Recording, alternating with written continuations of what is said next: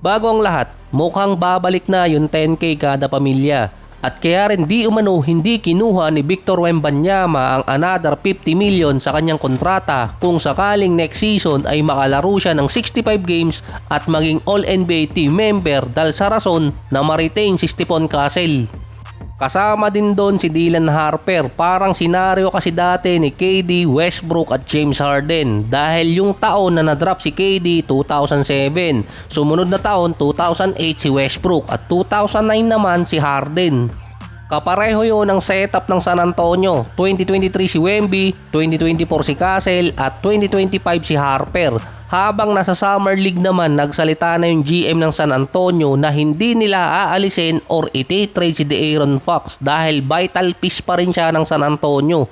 Na dahil naman sa contract nitong si Fox at sa contract din ni Wemby at contract-wise tatamaan ni Castle yung 2 taong matitira kay De'Aaron Fox 2029 at 2030 kung may mundo pa nun. Si Harper naman tatamaan yung 1 year remaining ni Fox. In total, yung binawas kay Wemby mapupunta lang din kay Stephon Castle kung hindi siya magbabawas ng kontrata next year. So ang tagal pa nun pero ngayon pinag-uusapan na dahil depende yun kung aalisin si De'Aaron Fox sa susunod na taon. Si Harper willing nang kunin ang 6-man position na mukhang papalitan niya si Keldon Johnson na eligible na rin sa contract extension. So far, hindi pa siya binibigyan at siya rin yung huling natitirang katas ni Kawhi sa San Antonio. Siya kasi yung draft picks na binigay ng Raptors kapalit ni Kawhi. Based sa mga scout, hindi naman kasi kailangan madaliin na i-trade si Fox kasi may 2 taong window pa bago mag-take effect ang kontrata ni Wemby at bago sumali yung kay Castle. Pero merong naiinip di umano na player. Base kay Bobby Marks, kahit 25% lang yung kontrata ngayon nitong si Wembanyama, kailangan si Stephon Castle ay hindi rin kunin yung 25%. At least nasa 30 million per year ang makuha niya, hindi yung 40 million pataas.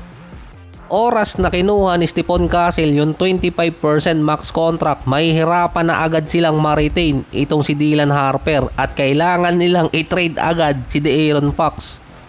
So far, ang sinabi doon ng mga scout, kailangan di umanong taasan lang ang minutes muna ni Harper sa second unit dahil nakita naman sa stats last playoffs na every time natataas ang minuto niya, tumataas din yung production sa court. Nag-okay lang naman si Harper sa sitwasyon niya ngayon sa San Antonio na ituloy muna ang pagiging 6-man.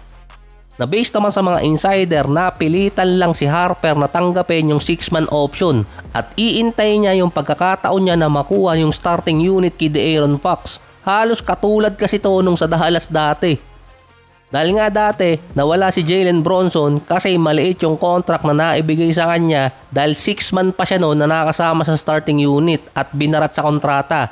Yung sa San Antonio naman, malamang maubusan ng cap space itong si Harper. Kasunod pa noon ang sitwasyon ng OKC na Kevin Durant na nawala ng pagkakataon dating makabalik sa finals or mag-champion dahil merong isang vital piece player ang nawala sa kanila, si James Harden. Sa Thunder naman kasi ngayon, si Jalen Williams at Chet Holmgren magkasabay silang dalawa at merong mahabang window bago nag-take effect yung malaking kontrata. Sa window na yon nakakuha sila ng championship. At sa window na rin na yun, si SGA hindi naman nakapirma ng 30% max contract. Nasa 25% lang siya nun. Kaya ngayon ang nangyayari sa Thunder, yung napipili nila sa first round kahit mataas pa, nagiging reserve na lang. Tulad din ng minumukmok ni Cason Wallace na malamang sundan na lang niya yung sitwasyon ni Dylan Harper. Based pa sa report, kung sakaling maganda ang laruin ni De'Aaron Fox next season sa 2027, siya ang magiging option na i-trade sa 2028. Depende rin kung maganda ang lalaruin ni Harper sa sophomore year, puwera usog, dahil wag sana tamaan ng sophomore jinx. Sa Golden State naman, si Draymond Green, mukhang pinag-iinitan yung rookie nilang si Axel Lendeberg, ang Dominican Lebron. Meron naman silang Lebron, hinahabol pa yung original. Mukhang palaban din yung rookie nila. Sa bagay, hindi naman sila nagkakalayo ng edad ni Draymond. Base kasi kay Green, papalapit na ang training camp at papahirapan niya yung rookie nila. Medyo natatakot na rin di umano si Dominican Lebron sa mga sinasabi ni Draymond Green. Technically, free agent pa ngayon si Green, hindi pa siya kasama sa Warriors. Mukhang merong initiation na mangyayari sa pagitan ni Draymond at ni Axel dahil nga sa bantaan ng dalawa kapag nasa interview. Basta huwag kayo pupunta sa tabing dagat na merong malakas na alon. Wala kasing preno yung bunganga dapat pinapasakan to ng uting kung gaupo dahil sinabi nitong si Axel na pointless yung pagre-recruit ni Draymond Green dito kay Lebron. Doon siya pinersonal ngayon ni Draymond. In theory, naka-jackpot tuloy ang Warriors na napili nila sa draft at buti nakalusot sila di umano kay Aday Mara. Wag lang ibabangko ni Steve Kerr si Axel. Sa bagay, hindi naman 7-footer yung rookie nila. Based sa stats, nag-a-average si Dominican Lebron sa Summer League ng 16.7 rebounds, 4 assists at 1 steal per game. Hindi ganun ka-impressive tulad ni na Peterson at Dibansa, pero sa plus-minus rating, si Axel ang number 1 player sa mga rookie ang may pinakamaraming contribution based yun sa plus 16 niya sa net rating. Wala na rin naman kasing oras para ma-develop pa itong si Axel. Magulang na Mukhang makakakuha rin siya ng minutes kasi nga ang sinabi niya hindi nagpapalaro ng rookie si Steve Kerr. Pero meron naman kasing pinalalaro talaga si Steve Kerr, hindi nga lang consistent. Sa dami kasi ng mga player na na-injured sa Golden State noong mga nakarang taon, no choice talaga si Steve Kerr na ilagay niya sa rotation yun. Kahit nga yung mga generic player nilalagay na niya.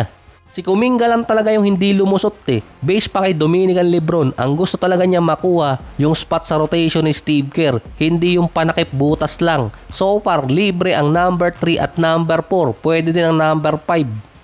Ito ay kahit bumalik pa si Draymond Green sa Golden State dahil iba ang setup ng Warriors pagdating sa rotation. Multiple position ang kailangan laruin ng mga player nila. Bukod lang dito kay Steph. Sa ibang balita naman, mukhang mamumuti rin ang mata ko dito kakaintay at mararanasan ko yung nangyari dito kay Pat Riley. Kung jackpot ba kay Kawhi dahil since February pa to. Yes or no lang to Dahil sa bagong iimbestigahan kay King of Under the Table Kawhi Leonard. Dahil kay Gerardo naging hari talaga si Kawhi. Hari ng kabalastugan sa kontrata. Namarkahan tuloy lahat ng sinabi ni Kawhi at ni Tito Dennis.